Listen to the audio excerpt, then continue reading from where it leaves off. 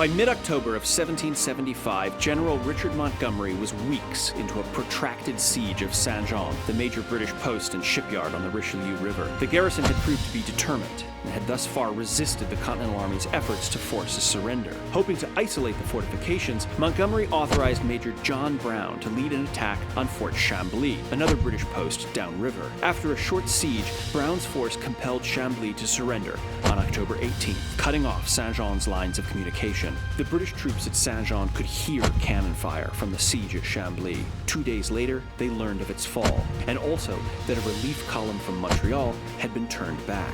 The weather began to turn cold and sharp, and their ammunition dwindled.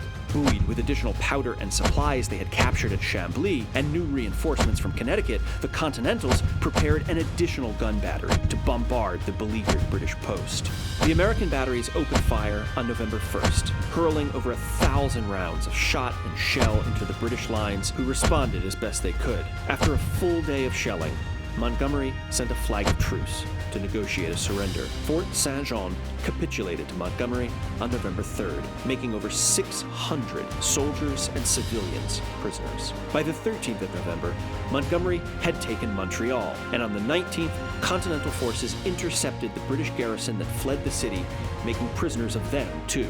In just the month between mid-October and mid-November, victories along the Richelieu and St. Lawrence rivers captured nearly all the British regulars in Canada. The seizure of over 1,000 prisoners, while the Continental Army faced its own challenges, strained the Army's resources and forced the Americans to face an unexpected aspect of their success. General Philip Schuyler's Northern Department of the Continental Army now faced the daunting challenge of managing this mass of British prisoners and their families, with very little infrastructure and almost no protocol to guide their actions. As they had surrendered, the Continentals treated their British prisoners with considerable leniency.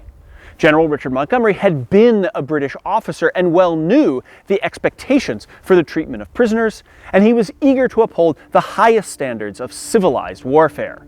Traveling across Lake Champlain on American ships, as well as newly captured British vessels, Montgomery allowed the British to retain their personal baggage and for families of soldiers to travel with their captured husbands. Some officers were allowed to travel back to Montreal or even to New York City on their parole, their word of honor not to escape or act against their captors until duly exchanged. Prisoners' travel, accommodations, and provisions were provided at public expense. Although costly, Americans maintained this respect not only out of custom, but also as a tool. Following conventions like these could be used to show the British they were legitimate adversaries, and encourage them to treat American prisoners, like Ethan Allen, with humanity. But Americans faced substantial hurdles in trying to maintain this treatment. According to conventions of war in the 18th century, armies were expected to maintain their own prisoners in enemy hands, assigning commissaries to take care of prisoners' expenses until an exchange could be effected, when their costs could be compensated by the enemy's own agents. But for the British to participate in this arrangement would have been an acknowledgement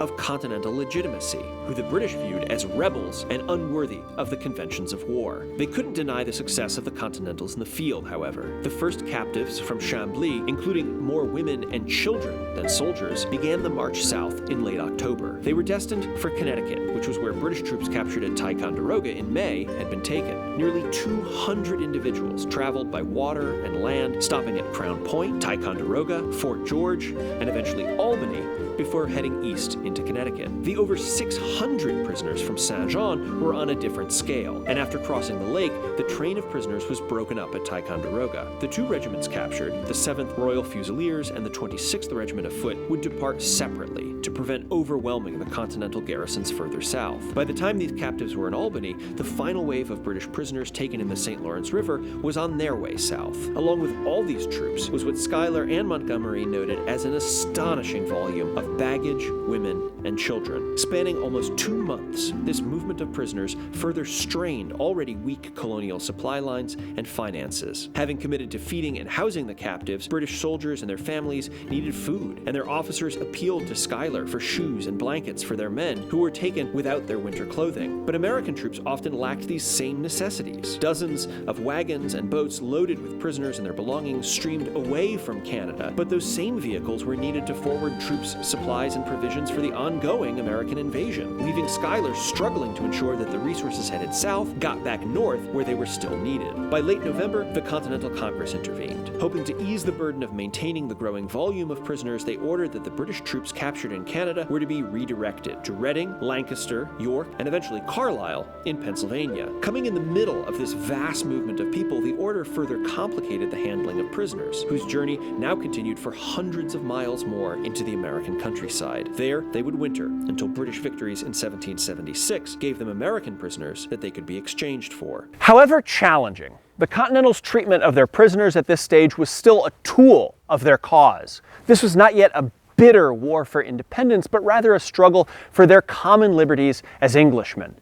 General Montgomery had pledged to treat his prisoners with brotherly affection, and General Schuyler had noted that in resisting British oppression, the Continental Army will not oppress.